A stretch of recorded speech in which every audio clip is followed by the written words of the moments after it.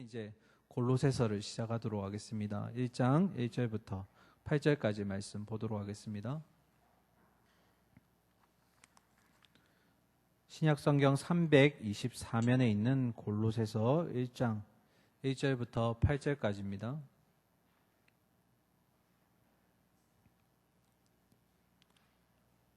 자, 오늘은 제가 한 절 읽고 그 다음에 우리 청년 여러분이 한 절 읽고 마지막 8절은 함께 읽겠습니다. 1절 읽을게요. 하나님의 뜻으로 말미암아 그리스도 예수의 사도된 바울과 형제 디모데는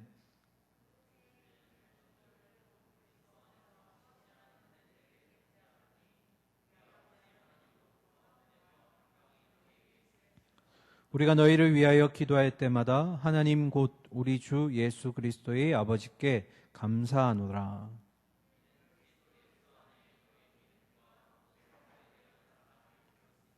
너희를 위하여 하늘에 쌓아둔 소망으로 말미암음이니 곧 너희가 전에 복음 진리의 말씀을 들은 것이라.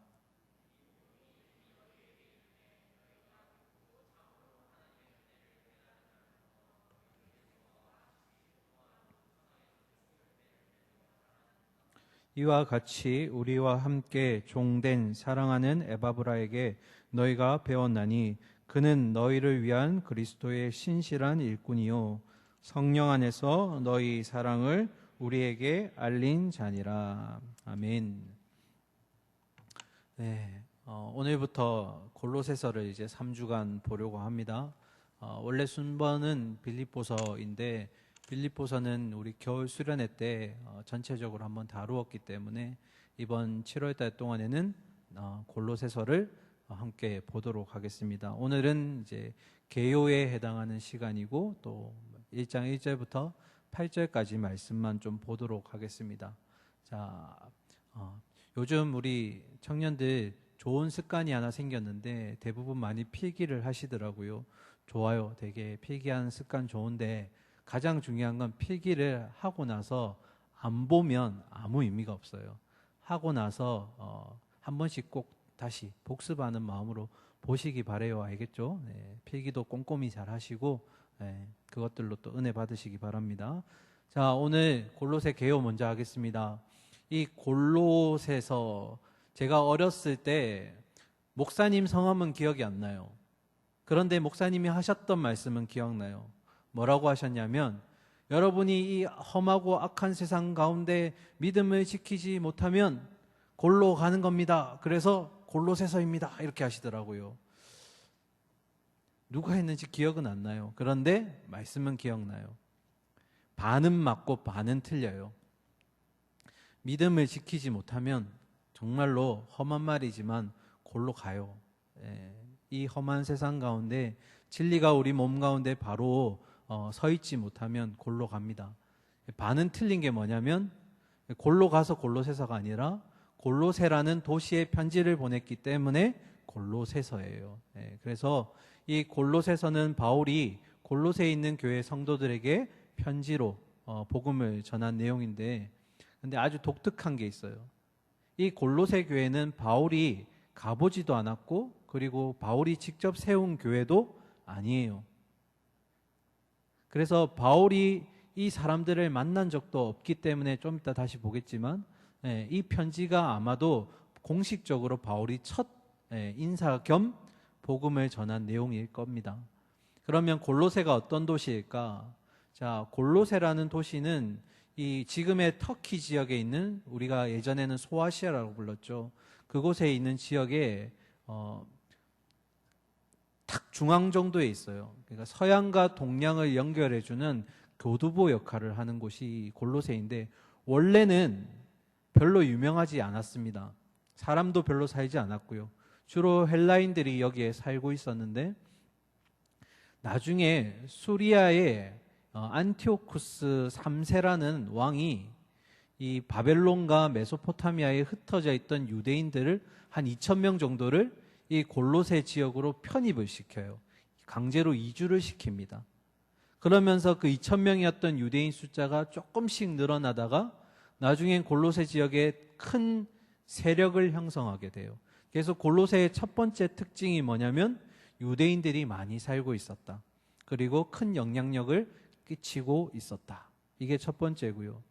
두 번째는 아까 말씀드렸지만 동양과 서양을 연결시켜주는 딱 그 중심에 있어요. 문물이 왔다 갔다 하면서 함께 오간 것이 뭐냐면 바로 철학이에요. 철학과 사상들이 이 골로새 지역에 섞여 있었어요. 동양 철학도 있고 서양 철학도 있고 이 두 가지가 혼합된 혼합주의도 있고요. 그리고 이단들도 많이 있었어요. 그래서 이 골로새라는 지역에는 한 신만 섬기지 않고 여러 신을 섬기기도 합니다. 이런 골로새 도시가 유대인들은 또 유대주의를 지키려고 하고 또 혼합주의로 또 이단을 섬기기도 하고 또 여러 가지 철학 사상들이 난무하고 이런 곳이 바로 골로새 지역이에요. 자, 그러면 골로새 교회는 도대체 어떻게 지어지게 되었을까? 바울이 앞에서도 말씀드렸지만 한 번도 간 적이 없어요. 만난 적이 없어요. 그래서 골로새서 2장 1절을 한번 화면 보고 읽어볼까요? 자, 같이 읽겠습니다. 시작. 내가 너희와 라오디게아에 있는 자들과 무릇 내 육신의 얼굴을 보지 못한 자들을 위하여 얼마나 힘쓰는지를 너희가 알기를 원하노니. 아멘. 자, 빨간색 글씨 보시면 바울이 뭐라고 얘기해요? 내 육신의 얼굴을 보지 못한 자들, 한 번도 가보지 못했기 때문에, 만나보지 못했기 때문에 이렇게 쓰게 돼요. 그러면 골로새 교회는 어떻게 세워지게 되었을까? 일전에 제가 에베소서 잠깐 다루면서 바울이 3차 전도 여행 때 특별히 에베소 지역에는 무려 3년이라는 시간 동안 머물면서 에베소 교회 성도들을 직접 양육시키고 말씀을 전했다라고 말을 전한 적이 있어요. 그 장소가 바로 에베소 안에 있는 두란노 서원, 기억하시죠? 이 두란노 서원에서 바울이 열심히 교회 성도들을 가르치는데, 우리 말씀 한번 볼까요? 사도행전 19장 8절부터 10절까지. 자, 제가 한번 읽어드릴게요. 바울이 회당에 들어가 석 달 동안 담대히 하나님 나라에 관하여 강론하며 권면하되, 어떤 사람들은 마음이 굳어 순종하지 않고 무리 앞에서 이 도를 비방하거늘 바울이 그들을 떠나 제자들을 따로 세우고 두란노 서원에서 날마다 강론하니라. 10절은 같이 읽읍시다. 2해 동안 이같이 하니 아시아에 사는 자는 유대인이나 헬라인이나 다 주의 말씀을 듣더라. 아멘. 자, 여기에서 말하는 아시아인들, 헬라인들이 누구냐면 바로 골로새 지역에서 온 사람들, 그리고 골로새 바로 옆에 있는 동네인 라오디게아 지역, 그리고 히에라폴리스라 불리는, 우리말로 하면 히에라볼리라고 부르는 그 도시에 있는 사람들이 이 에베소에 와서 바울의 복음을 듣게 됩니다. 여기서 말하는 헬라인과 아시아인들이 바로 골로새 지역 사람들이에요. 이들이 이제 골로새 고향으로 돌아가게 되는데, 이들 중에 특별히 복음에 향한 열정, 뜨거운 열정을 가지게 된 사람이 한 명 있어요. 누굴까? 오늘 본문 우리가 읽은 데서 나와요. 우리 골로새서 1장 7절과 8절 한번 읽어봅시다. 이와 같이 우리와 함께 종된 사랑하는 누구요? 에바브라에게 너희가 배웠나니 그는 너희를 위한 그리스도의 신실한 일꾼이요 성령 안에서 너희 사랑을 우리에게 알린 자니라. 자, 누구라고요? 에바브라. 이 두란노 서원에서 열심히 말씀을 배운 자 중에 한 명이 바로 이 에바브라라는 사람인데, 고향에 가서 열심히 복음을 전하던 중에 이 뜨거움을 감당하지 못하고 결국 골로새 지역에 교회를 세우게 돼요. 그런데 교회를 짓고 나서 보니 교회 안에 여러 가지 문제가 생기는 거예요. 목양적인 문제, 또 골로새 지역에서 들어오는 문제들. 그런데 에바브라라는 사람은 바울처럼 사도도 아니었고 신학을 전공한 사람도 아니에요. 그러니까 교회에 당면한 문제들을 스스로 해결할 수가 없게 돼요. 바울이 특별히 기록한 내용 중에 골로새 교회에 어떤 문제가 있는지를 직접 기록했는데, 우리 화면 한번 볼까요? 골로새서 2장 8절입니다. 누가 철학과 헛된 속임수로 너희를 사로잡을까? 뭐라고요? 주의하라. 이것은 사람의 전통과 세상의 초등학문을 따름이요 그리스도를 따름이 아니니라. 자, 아까 개요 설명할 때 뭐라고 했어요?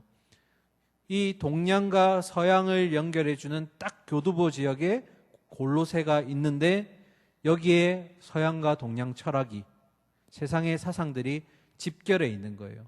근데 이 집결한 철학들이 교회 안으로 스며들기 시작해요. 그래서 복음의 진리를 흔들기 시작해요. 이게 문제가 된 겁니다. 그리고 또 한 가지 문제, 2장 16절 한번 볼까요? 자, 같이 읽겠습니다. 그러므로 먹고 마시는 것과 절기나 초하루나 안식일을 이유로 누구든지 너희를 비판하지 못하게 하라. 자, 먹고 마시는 것, 절기, 초하루, 안식일, 이건 누가 지키는 거예요? 골로새에 누가 많이 산다고 했어요? 유대인들. 그러니까 유대인들은 이 절기들과 그리고 율법에 대한 내용들을 다 지키려고 하는데 이것이 교회 안에 스며들면서 어떻게 변질되냐면 믿음 있어야지, 그래야 구원받을 수 있어. 그런데 이것만으로는 안 돼. 절기와 율법을 지켜야 돼. 이게 뭐예요? 행위구원. 믿음만 있어서는 반쪽짜리밖에 안 돼. 율법도 지키면서 절기도 지켜야 돼. 이게 유대인들의 신앙관 중에 하나예요. 그래서 이런 문제들을 이 에바브라라는 사람이 해결을 못하는 거죠. 자신이 받은 복음의 내용이라고는 오직 두란노 서원에서 바울에게 받은 그 내용밖에 없는 거예요. 다른 내용은 잘 몰라요. 그리고 교회 지도자로서 어떻게 목양을 해나가야 될지도 잘 몰라요. 그래서 에바브라가 짐을 쌉니다. 이 모든 소식들과 문제들을 다 짊어매고 골로새에서 무려 2000km나 떨어진 로마로 향합니다. 누구에게로 갈까요? 바울에게로. 그 먼 2000km를 달려가서 선생님, 혹시 기억하실지 모르겠지만 제가 선생님 그 두란노 서원에서 그렇게 말씀 전하실 때 그 말씀의 은혜를 받은 자입니다. 에바브라라는 사람입니다. 제가 그 주신 말씀을 가지고 고향에 들어가 교회까지 세우게 됐습니다. 이런 기쁜 소식을 바울에게 전한 거예요. 그리고 또 한 가지, 선생님 교회를 세우긴 세웠는데 교회 안에 이런 문제들이 생겼습니다. 어떻게 하면 좋을까요? 거기에 대한 답변이 바로 골로새서예요. 어떻게 하면 골로새 교회가 바로 설 수 있을지, 난무하는 철학들과 사상들과 이단들 가운데 어떻게 하면 복음을 지켜낼 수 있을까? 성도가 성도다운 삶을 살 수 있을까? 그런 내용들이 바로 이 골로새서에 기록되어 있어요. 자, 여기까지가 이제 개요입니다. 그래서 골로새서는 기독론, 기독이 뭐예요? 그리스도를 말하는 거죠. 예수 그리스도가 누구인가? 그리고 교회론, 교회가 어떤 곳이고 뭐 하는 곳인가? 그리고 마지막 종말론, 이 땅의 마지막은 어떻게 되는가? 이 세 가지가 아주 잘 기록된 복음서예요. 장은 비록 4장밖에 안 되지만 아주 핵심적인 내용들이 많이 들어 있습니다. 그래서 사실은 3주라는 시간 가지고는 좀 벅차요. 그래도 한번 할 수 있는 만큼 해보도록 하겠습니다. 자, 개요는 여기까지 하고 우리 1장 1절부터 한번 달려가 봅시다. 한 번도 일면식도 없는 골로새 교회 성도들에게 바울이 어떻게 편지를 쓰는지 한번 봅시다. 자, 1절과 2절 함께 보겠습니다. 같이 읽을까요? 하나님의 뜻으로 말미암아 그리스도 예수의 사도된 바울과 형제 디모데는 골로새 있는 성도들 곧 그리스도 안에서 신실한 형제들에게 편지하노니 우리 아버지 하나님으로부터 은혜와 평강이 너희에게 있을지어다. 아멘. 자, 어디를 가든 바울은 자기를 먼저 소개합니다. 뭐라고요? 사도 또는 종으로 소개합니다. 그런데 앞에 두 수식어가 있죠. 첫 번째는 하나님의 뜻으로 말미암아. 이 말은 어떤 의미냐면 바울이 사도가 되기로 한 것은 하나님이 태초 전부터 이미 예정하신 일이라는 거예요. 하나님이 우리를 자녀로 삼으실 때 그것은 이 땅 가운데 하나님이 계획을 세워 가시는 것이 아니라 이미 태초 전부터 하나님의 뜻이 세워져 있다는 겁니다. 이와 마찬가지로 바울이 자신이 사도가 된 것은 자기가 잘해서 그런 게 아니라, 자기가 어떤 조건이 좋아서가 아니라 이미 하나님께서 태초전에 자신을 사도로, 이방인의 사도로 세우기로 뜻하셨다, 계획하셨다라는 뜻이에요. 그리고 또 한 가지, 누구의 사도라고 되어 있어요? 예수 그리스도. 그리스도 예수의 사도가 되었다라는 거예요. 복음 전파의 사명을 위해서 예수님으로부터 부르심을 받고 또 보내어졌다라는 거예요. 부르심 받고 일이 주어졌다. 이거를 두 개로 뭐라고 얘기해요? 부르심, 다른 말로 소명, 그리고 복음을 전하는 역할을 맡았다. 다른 말로 사명. 그러니까 사도라는 이 역할을 감당하게 된 것은 두 가지 조건이 들어가죠. 첫 번째, 이미 창세전에 하나님이 뜻하셨다, 계획하셨다. 그리고 두 번째, 예수님이 그 사도를 위해서 나를 부르셨고 그리고 나를 그 자리로 인도해 가셨다. 그래서 나는 사도다, 이렇게 밝히고 있는 거예요. 자, 그러면서 본인만 소개하지 않고 한 명을 더 소개합니다. 누구요? 바울과 형제 디모데. 이 디모데에 대한 수식어로 형제가 붙었어요. 그런데 일전에 바울이 디모데를 소개할 때 이런 수식어를 쓴 적도 있어요. 영적으로 내가 낳은 아들, 영의 아들 디모데는 하고 부른 적도 있어요. 그러면 한번 생각해 봅시다. 아들이 형제가 될 수 있어요? 형제가 아들이 될 수 있어요? 예를 들어 볼까요? 준이가 어느 날 저한테 아빠 하다가 갑자기 오빠 이러는 거예요. 그게 가능해요? 어느 날 집에 들어갔는데 준이가 저보고 형제요, 잘 갔다 오셨습니까? 이렇게 돼요, 안 돼요? 안 되는 거예요. 이게 무슨 의미냐면 여기서 말하는 형제의 의미는 동력자의 의미를 말하는 거예요. 동력자. 주님 안에서 형제 자매 된 우리라고 할 때 이 뜻은 바로 주님 안에서 함께 복음을 위해 부름받은 동력자이다라는 뜻이에요. 그러면 이제 질문해야 됩니다. 바울이 디모데를 그리고 한 번도 만난 적이 없는 골로새 교회 성도들을 어떻게 디모데는 형제, 동력자라고 부를 수 있게 되었고 골로새 사람들을 2절에 뭐라고 불렀어요? 신실한 형제라고 불렀어요. 어떻게 이렇게 부를 수 있게 되었을까? 이것은 바울이 예수님의 십자가의 은혜를 경험했기 때문입니다. 그 이전까지는 바울이 이 사람들을 바라볼 때 디모데는 어쩌면 그냥 이방인으로, 골로새의 성도들 역시 그들과 하나 될 수 없는, 혈통적으로 하나 될 수 없는 이방인 정도로 생각했을 거예요. 그런데 예수 그리스도의 십자가를 경험하고 나니까 인식이 바뀐 거예요. 인식의 사고의 전환이 일어난 거예요. 혈통적으로는 하나 될 수 없다고 하지만 뭘로 하나 된 거예요? 복음으로 하나 된 거예요. 그래서 우리가 하나님 안에서 믿음을 가지게 되면 가장 먼저 겪게 되는 변화가 뭐냐면 바로 인식의 전환이 일어난다는 거예요. 모든 삶의 주인이 이제까지는 나였는데, 내가 생각하고 판단한 대로 결정되어졌는데, 주님을 만나고 주님의 은혜를 경험하고 나서는 사람을 바라볼 때, 환경을 바라볼 때 생각이 바뀌고 사고가 전환된다라는 거예요. 여기서 조금 더 나아가서 생각해 보면 결국 교회, 기독교라는 것은 사람을 두들겨 패고 막 이렇게 다듬어 가지고 갱신시키는 종교가 아니에요. 기독교는 사람을 개혁시키는 거예요. 바꾸는 거예요.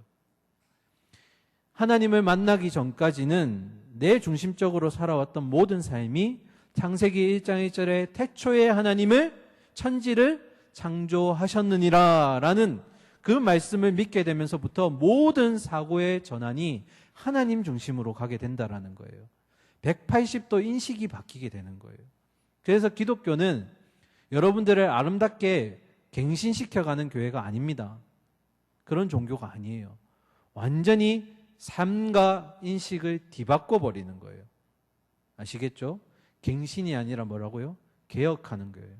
나를 완전히 다른 사람으로, 그리고 다른 신분으로 바꾸는 거예요. 자, 넘어갑시다. 이 정도 하고. 자, 그런데 우리 2절에 보시면 골로새에 있는 성도들이라고 되어 있는데 중간에 한 단어가 빠져 있어요. 뭐가 빠졌을까요? 원문에도 이 단어가 없어요. 골로새에 있는 성도들이라고 되어 있어요. 어떤 단어가 빠졌을까요? 교회가 빠졌어요. 골로새에 있는 교회의 성도들이라고 불러야 되는데 뭐라고 불렀어요? 그냥 골로새에 있는 성도들이라고 불렀어요. 왜 그랬을까? 이 단어, 에클레시아라는 이 단어가 왜 빠졌을까? 힌트를 드릴까요? 아까 우리 이 사진이 쑥쑥 지나가면서 부른 찬양이 뭐였죠? 교회여 일어나라. 그러면서 우리 인도자가 뭐라고 했어요? 여러분이 바로 교회입니다. 여러분이 바로 성도입니다. 이 말은 뭐예요? 골로새에 있는 교회, 그 성도들이 바로 교회라는 거예요. 건물로서의 교회가 아니라 여러분 한 사람 한 사람이 바로 성도이자 교회라는 거예요. 왜 그럴까? 출애굽기 말씀 한번 볼까요? 19장 5절과 6절입니다. 세계가 다 내게 속하였으니 너희가 내 말을 잘 듣고 내 언약을 지키면 너희는 모든 민족 중에서 내 소유가 되겠고 너희가 내게 대하여 제사장 나라가 되며 뭐가 되겠다고요? 거룩한 백성이 되리라. 너는 이 말을 이스라엘 자손에게 전할지니라. 자, 이 말은 하나님이 모세에게 시내산에서 말씀하신 내용입니다. 이제까지 구약만 해도 하나님의 거룩한 백성은 이스라엘 백성밖에 없었어요.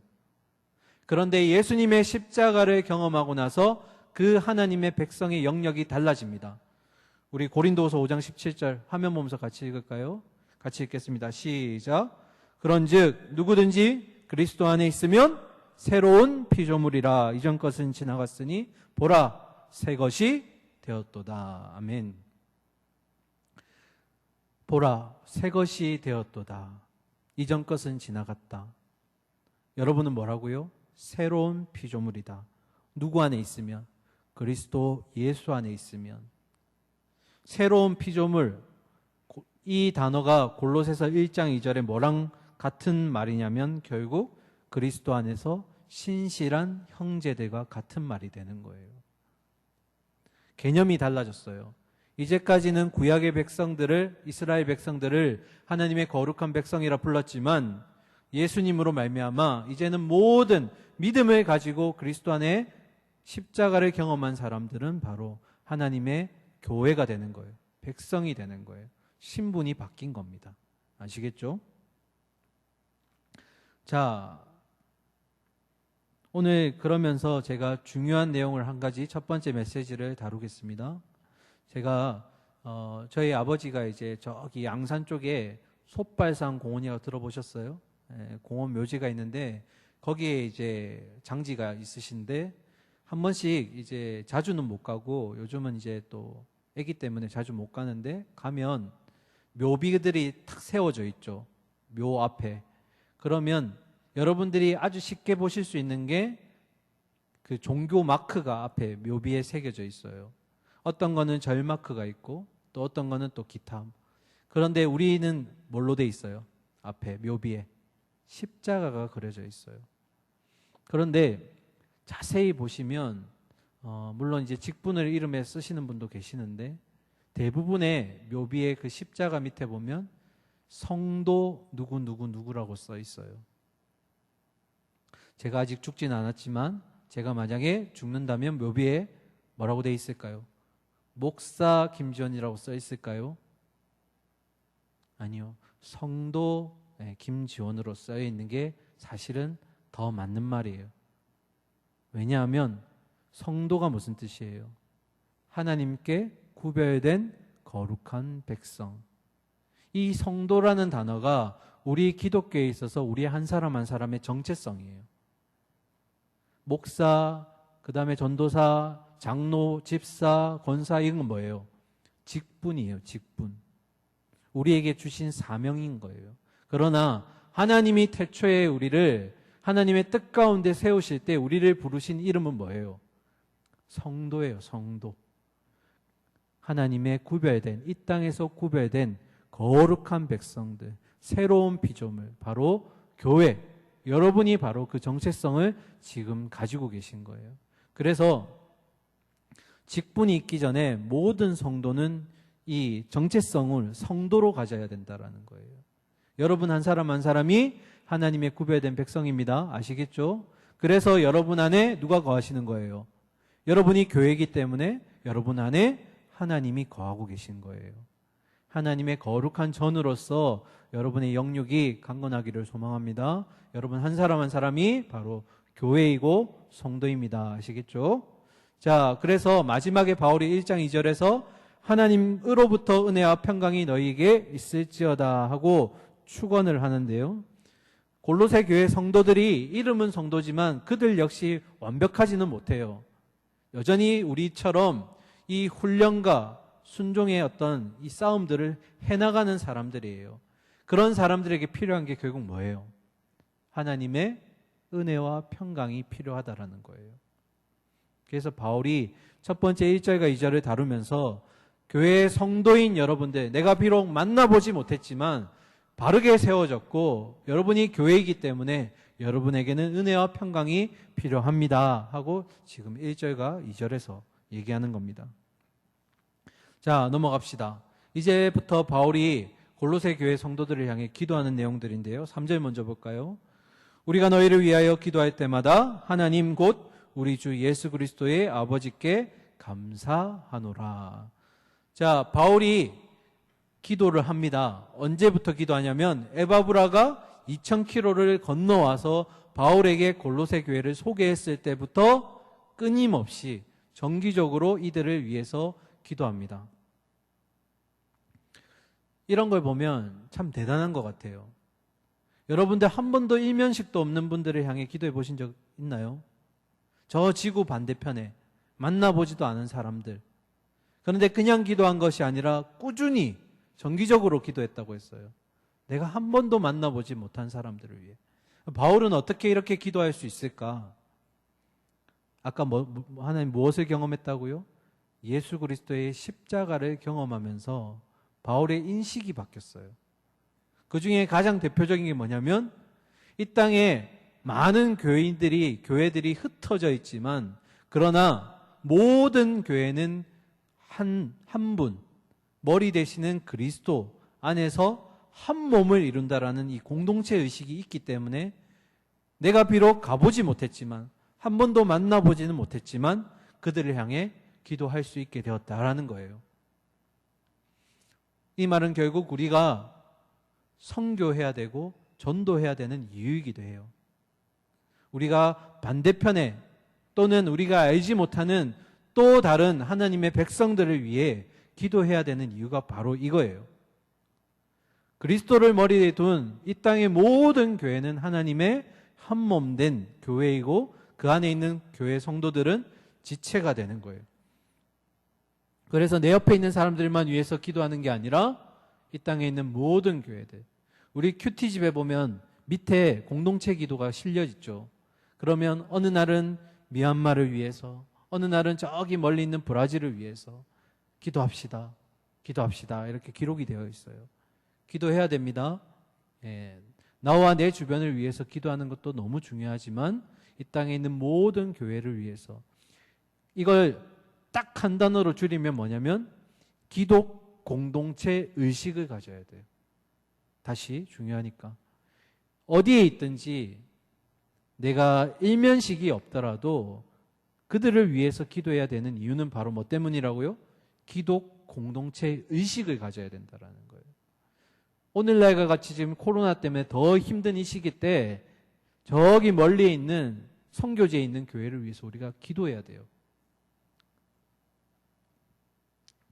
자, 넘어갑시다.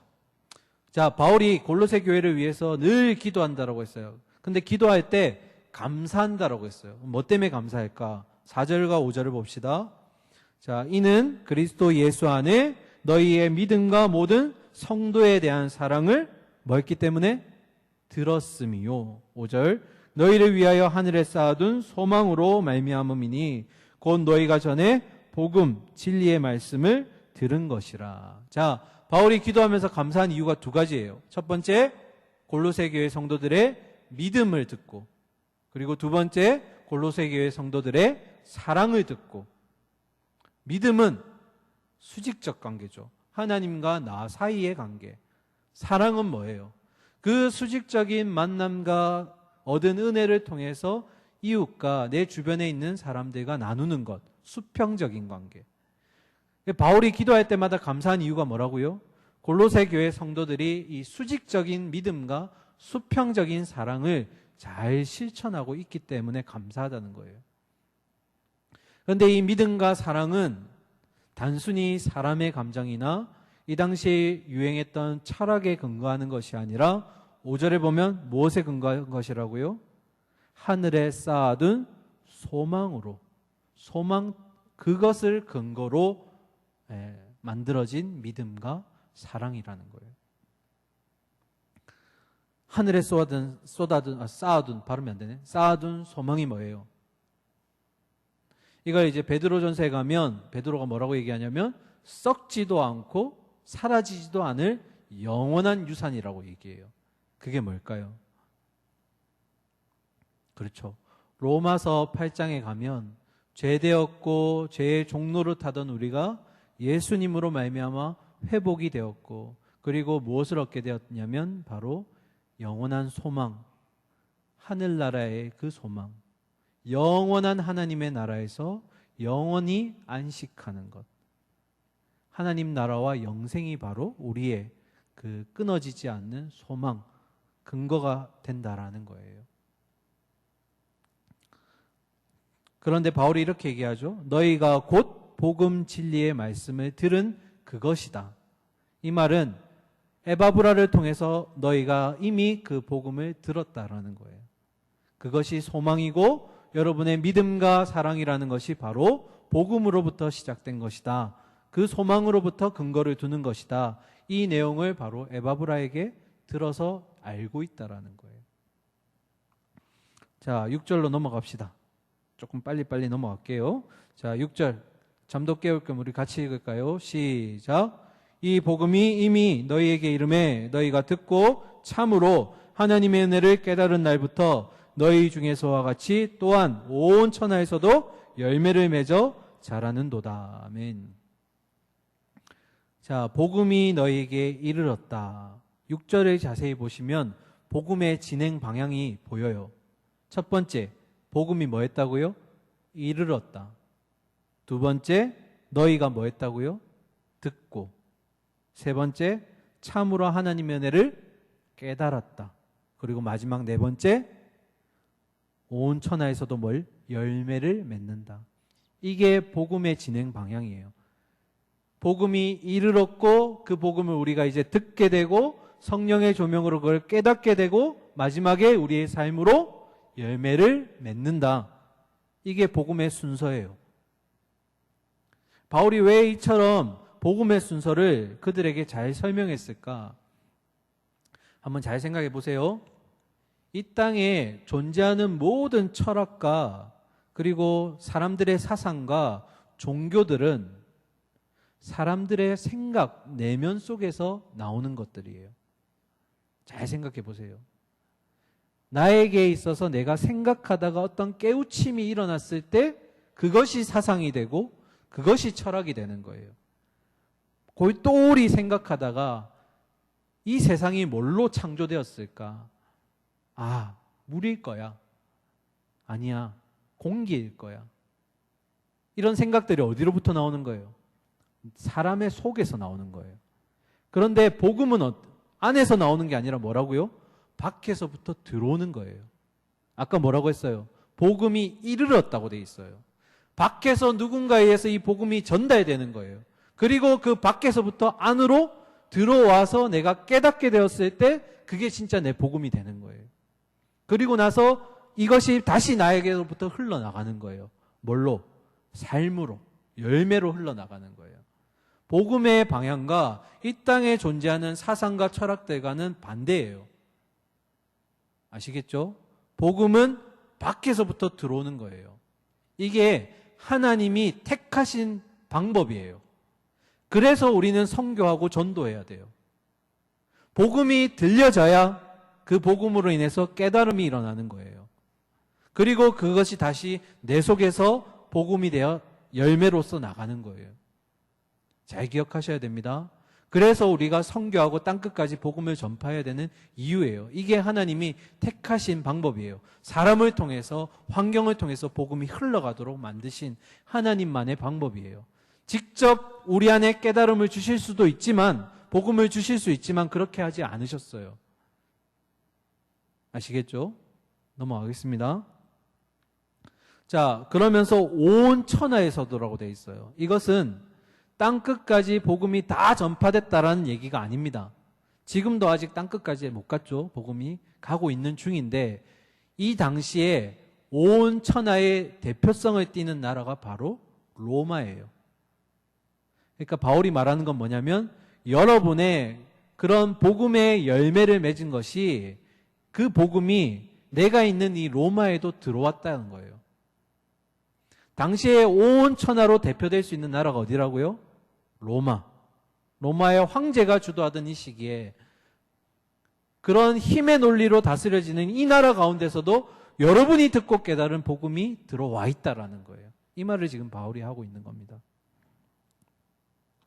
자, 넘어갑시다. 7절과 8절 마지막 절이네요. 자, 이와 같이 우리와 함께 종된 사랑하는 누구요?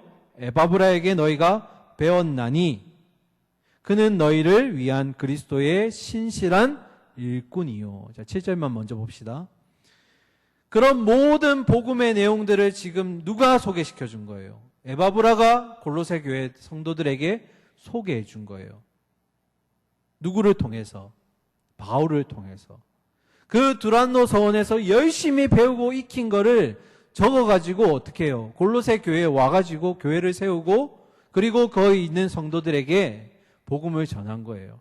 그런데 여기서 우리가 주목해야 될 단어가 뭐냐면 바로 배웠나니예요.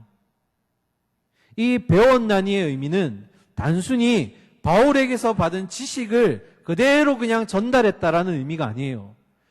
여기에는 어떤 의미가 있냐면 아무것도 모른 어린아이와 같은 그 성도들을 키우고 입히고 먹이고 하면서 자라나게 했다라는 거예요. 굉장히 중요합니다. 우리가 다 직분을 맡았어요. 여러분도 직분을 맡으셨죠? 성도로서 정체성도 있지만 어떤 분은 리더로서, 어떤 분은 찬양팀의 또 싱어로서, 또 악기 연주자로서, 또 예배자로서 직분을 각자 맡으셨어요. 앞으로도 여러분은 직분을 맡게 될 텐데 그 직분은 그냥 단순히 영혼을 관리하기 위한 직분이 아니에요. 어떻게 하라는 거예요? 연약한 영혼들을 향해 나아가서 그들을 입히고 먹이고 바로 세울 때까지 뭐 하는 거예요? 지식만 전하는 게 아니라 그들이 삶으로 바로 세워질 수 있도록 양육하는 거예요. 이 역할을 에바브라가 정말 잘 감당했다라는 거예요. 아무것도 모르고 그 세상 풍조 가운데 열려 있었던 그 골로새 교회 성도들을 하나님의 복음의 진실한 일꾼들로 세우기 위해서 에바브라가 그렇게 업고 입고 마치 자녀를 키우듯이 그렇게 교회 성도들을 양육했다라는 거예요. 이 일에 있어서 너무너무 열심히 한 내용을 듣고 바울이 칭찬하는 거예요. 그는 바로 그리스도의 신실한 일꾼이다. 사랑하는 우리 청년 여러분, 기억하셔야 됩니다. 직분이라는 것은 영혼을 그냥 관리하고 그냥 오나 보다 안 오나 보다 기도할게 이 정도가 아니라 한 영혼 한 영혼이 바로 세워질 수 있도록 입히고 먹이고 내 거를 갖다 주고 내가 좀 희생하고 손해보더라도 영혼이 바로 설 수 있도록 그렇게 함께 세워져 가는 게 바로 직분의 가장 큰 의미예요. 그래서 오늘 제목이 뭐예요? 오늘 설교 제목. 첫 번째, 성도의 사명이 뭐예요? 내가 바로 성도라는 정체성을 가지고 있어야 된다라는 거예요. 내가 하나님의 거룩한 전이며 하나님의 구별된 백성이다. 이걸 기억해야 된다라는 거예요. 내 안에 누가 계신 거예요? 하나님이 계신 거예요. 그래서 나의 영과 육이 깨끗해져야 되는 거예요. 내가 어디를 가든 누구를 만나든 내 안에 하나님이 계시고 그 하나님이 나를 감찰하고 계신다. 지켜보고 계신다. 이게 성도의 정체성이 되어야 돼요. 그리고 사명이 되어야 되는 거예요. 두 번째, 내게 주어진 직분이라는 것은 내가 어떤 교회 안에서 자리를 잡기 위해서 높고 낮음을 가리기 위한 그런 직분이 주어진 것이 아니라 직분이 더 올라가면 올라갈수록 더 많은 부담감이 생겨야 되는 거예요. 내가 처음에는 막내로서 진솔에 들어왔지만 어느 순간 내가 회장이 되었고 어느 순간 내가 찬양팀 인도가 되었고 싱어가 되었고 이런 것들은 뭐예요? 단순히 내 믿음만 지키는 자리가 아니라 이제는 뭐 하는 거예요? 함께 세워나간다라는 거예요. 내 안에 있는 연약한 지체들을 함께 세워서 교회로 세워간다라는 거예요. 사랑하는 우리 청년 여러분, 우리는 단순한 패밀리 개념이 아니에요. 우리는 하나님 안에 거룩한 형제 자매들로 동력자들로 세워져 있습니다. 그래서 오늘 우리 안에 마지막 이 말씀하고 마치겠습니다. 직분자로서 또 성도로서 우리 안에 이런 영혼에 대한 신실함이 우리 안에 있어야 될 줄 믿습니다. 그래서 내 주변에 연약한 영혼들, 힘들고 방황하고 갈등하고 있는 영혼들 있다면 그냥 두고 지켜보는 것이 아니라 어떻게 해야 될까요?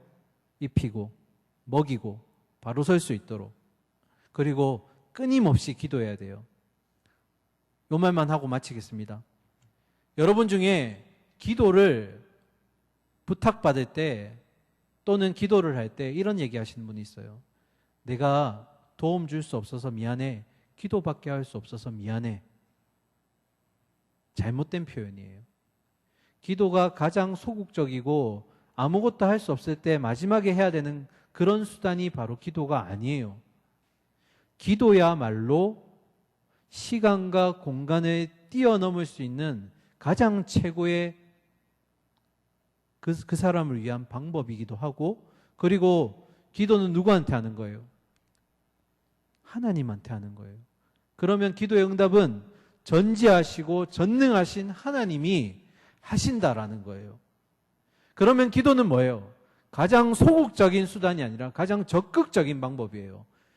무엇이든 하실 수 있고 무엇이든 아시는 그 하나님께 맡기는 거예요. 올려드리는 거예요. 하나님, 이 영혼을 위해서 내가 기도하니까 하나님이 맡아주세요. 하나님이 해결해 주세요. 기도는 아무것도 할 수 없을 때 마지막에 어쩔 수 없이 하는 게 아닙니다. 내가 도움을 줄 수 없을 때 하는 그런, 아무것도 할 수 없을 때 하는 그런 비상적인 그런 어떤 조치가 아니에요. 기도야말로 시간과 공간을 뛰어넘을 수 있는 가장 최고의 방법이고, 뒤에 계시는 하나님을 앞으로 끌어와서 일하게 만드는 가장 적극적인 방법이자 수단이에요. 기도하십시오.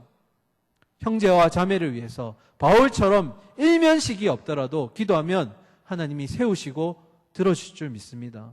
그래서 영혼을 향한 마음으로 우리가 성도로서, 직분자로서 이 사명을, 기도에 대한 사명을 놓치지 말기를 소망합니다. 이 한 주간에도 우리 주변에 안 보이는 영혼들 있죠? 이 영혼들 예배 자리를 지켜낼 수 있도록 우리가 끝까지 각자에게 주어진 자리에서 기도하며 또한 교회를 위해서 기도하는 우리가 되기를 간절히 소망합니다. 이 시간 함께 찬양하고 우리 결단의 자리로 나가겠습니다.